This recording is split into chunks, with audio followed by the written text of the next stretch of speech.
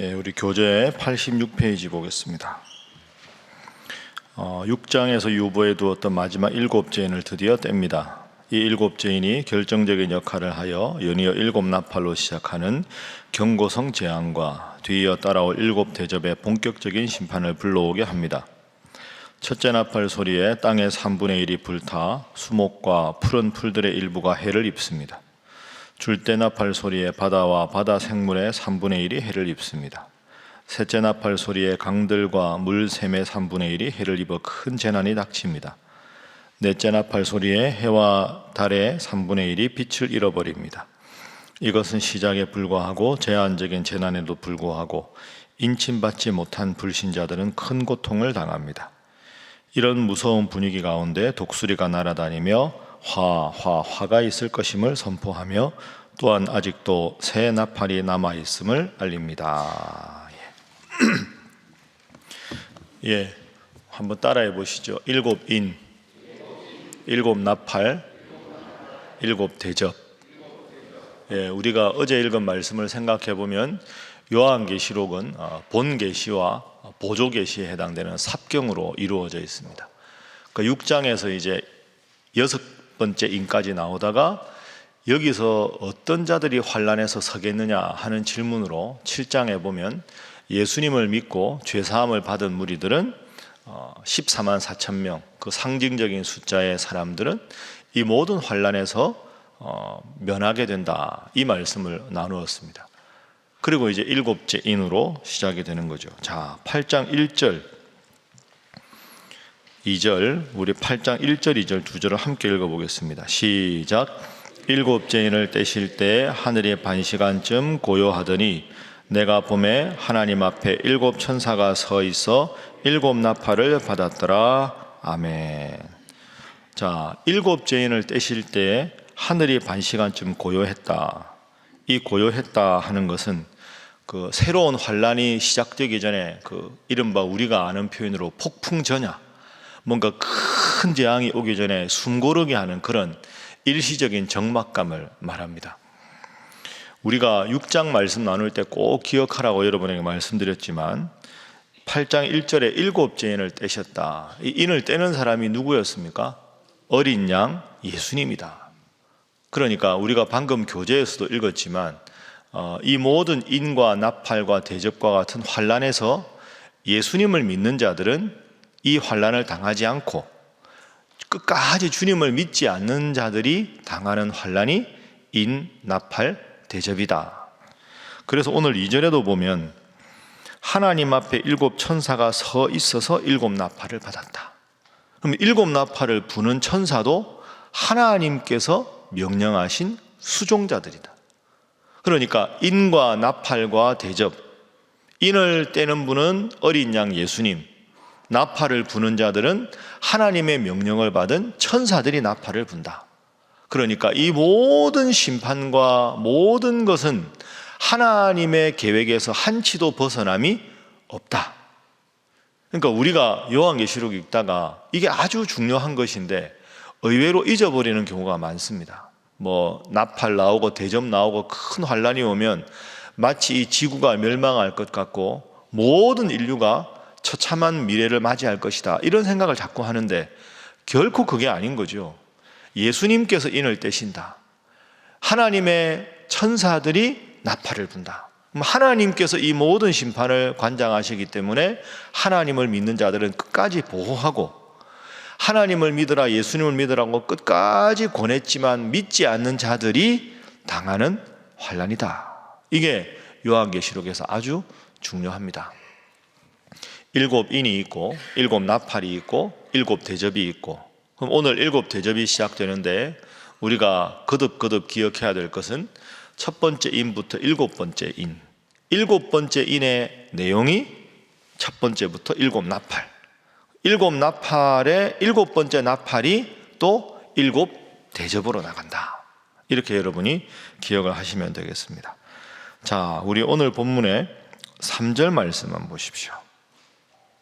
자, 우리 3절 함께 읽어봅니다. 시작. 또 다른 천사가 와서 제단 곁에 서서 금 향로를 가지고 많은 향을 받았으니 이는 모든 성도의 기도와 합하여 보좌 앞 금제단에 드리고자 함이라. 아멘. 기도가 나옵니다. 기도. 그죠? 기도와 합하여 금제단에 드렸다. 4절에 향연이, 그 향의 연기가 성도의 기도와 함께 천사의 손으로부터 하나님 앞으로 올라간다. 그러니까 이 모든 어려움에도 하나님을 믿는 자들이 기도하면 천사가 그 기도를 모아서 하나님께로 가지고 가서 보고를 드린다. 그래서 우리가 하나님 앞에 기도해야 되는 이유가 여기 있는 거죠. 우리가 이 새벽에 간절히 기도하면 천사들이 그 당시에 문학적인 표현으로 하나님께, 하나님, 이 성도가 이런 기도를 하나님께 올려드립니다 하고 하나님께서 그 모든 기도를 받으신다. 그러니까 우리가 요한계시록을 읽으면서도 우리의 인생에서 가장 중요한 것, 하나님께서 우리의 기도를 받으신다. 그 어떤 재앙과 환난에서도 우리를 지켜주신다 하는 기도의 필요성이 오늘 3절부터 5절에 나옵니다. 자, 이제 나팔에 대해서 한번 생각을 해보겠습니다. 자, 6절에 보면 이제 나팔 불기를 준비합니다. 7 천사가. 7절 함께 읽어봅니다. 시작. 첫째 천사가 나팔을 부니 피 섞인 우박과 불이 나와서 땅에 쏟아지매 땅의 3분의 1이 다 타버리고 수목의 3분의 1도 다 타버리고 각종 푸른 풀도 타버렸더라. 아멘. 자, 3분의 1이라는 표현이 나옵니다.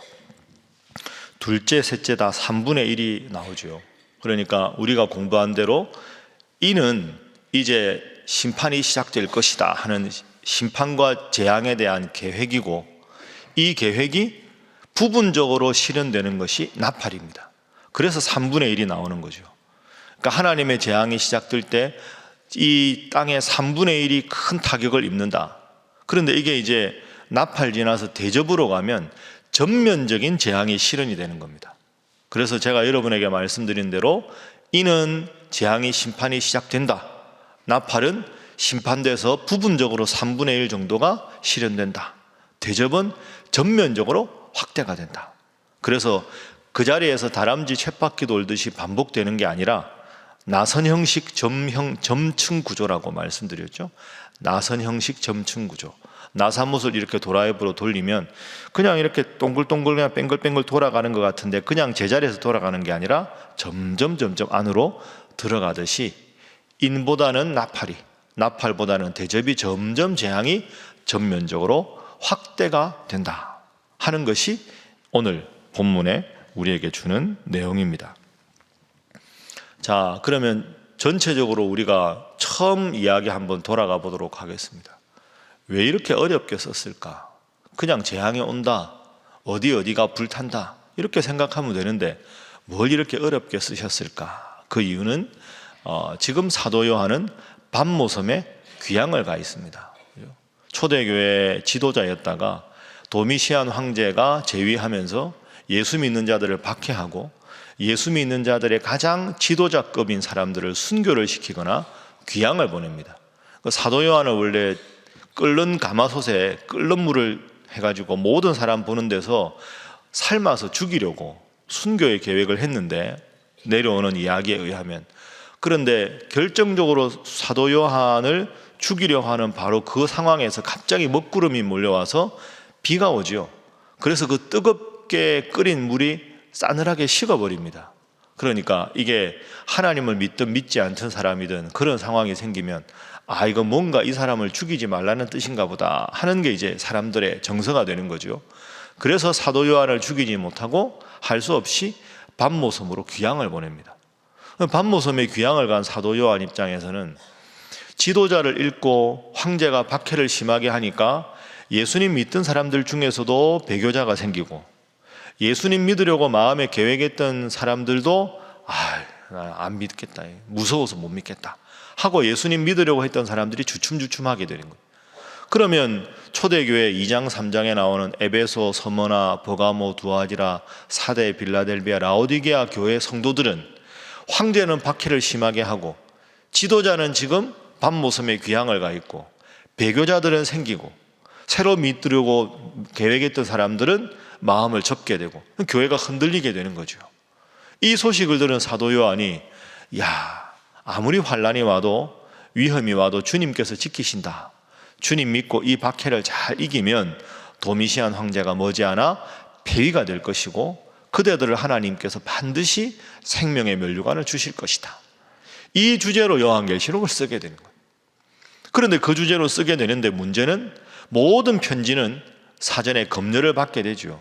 사도 요한이 이 편지를 써도 사도 요한을 지키는 로마 병정들이 편지를 압수해다가 읽어보고 문제가 없을 때 외부에 반출을 허락하게 되는 겁니다. 사도 요한 입장에서는 이 수신자인 소아시아의 교회 사람들은 무슨 내용인지 알게 되지만 로마 군인들은 도대체 무슨 말인지 몰라야 편지가 외부로 반출이 가능하다. 그래서 이런 고도의 상징과 숫자와 문학적인 고도의 어려운 표현을 통해서 이거 뭐 무슨 말인지 도저히 모르겠네, 별 문제 없겠다 하고 로마 군인들은 편지의 반출을 허락하고 소아시아 7교회는 이미 그 당시에 묵시문학적인 유대의 상징에 익숙하니까 이런 내용을 보면 알게 되기 위해서 어려운 상징의 내용을 쓰게 되었다. 여러분들은 읽으면서 어렵다 느낌이 드실 겁니다. 저나 여러분이 어려운 이유는 우리는 그 당시에 이 상징들에 대해서 익숙하지가 않으니까 그 당시 성도들은 알아도 우리는 알기가 어렵다. 알기가 어려우니까 요한계시록 할 때는 새벽 기도를 안 나와야 되느냐? 그게 아니다. 모르니까 나와서 기도하고 배우고, 특히 요한계시록 때문에 이단이 많이 생기게 되는 것 우리가 꼭 기억해야 합니다. 자, 그래서 3절부터 5절에 기도가 중요하다 하는 것이고요.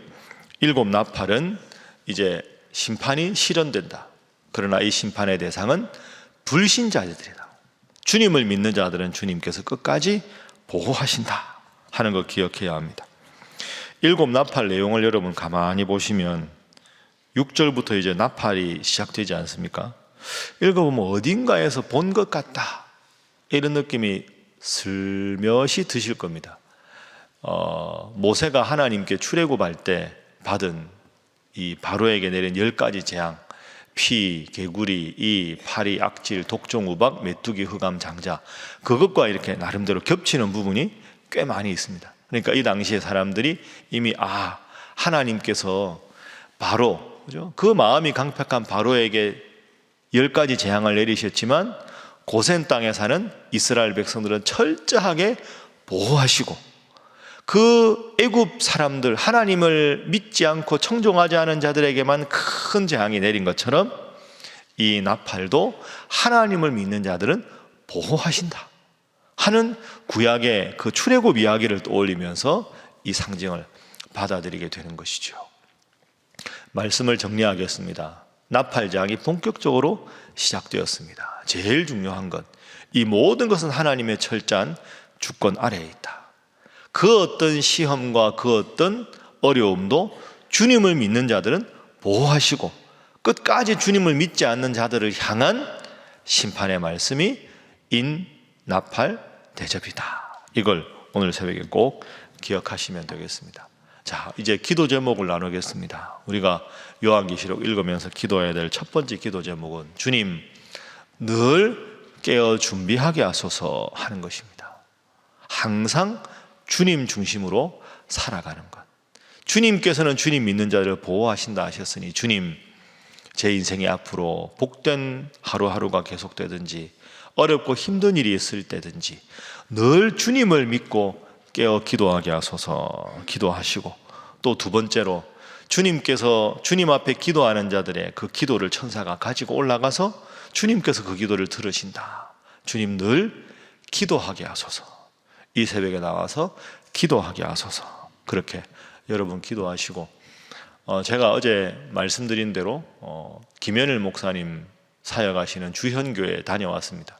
어제 저녁에 첫날 집회를 하고 왔는데 교회 분위기도 참 좋고요, 목사님 목회도 참 잘하셨습니다.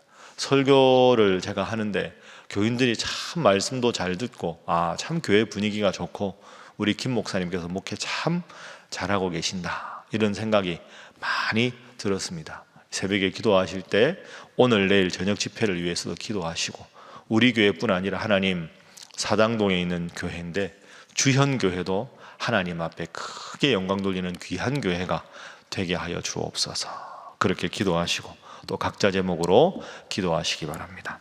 다 함께 주님 앞에 기도하겠습니다. 주여 믿습니다. 주여 믿습니다. 주여 믿습니다.